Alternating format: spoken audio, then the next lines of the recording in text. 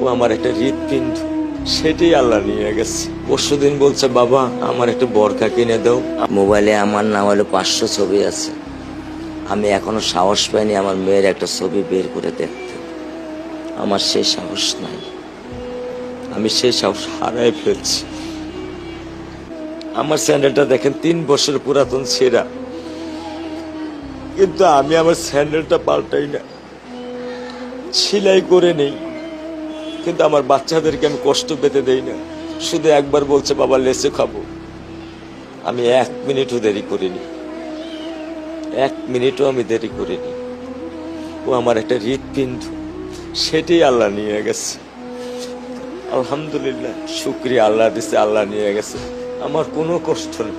আমি তো চাইলে পারতাম না। অনেক দম্পতি আছে যাদের সন্তান নেই, আল্লাহ দিছে, আল্লাহ নিয়ে গেছে। আমি আলহামদুলিল্লাহ করি আল্লাহ গেছে।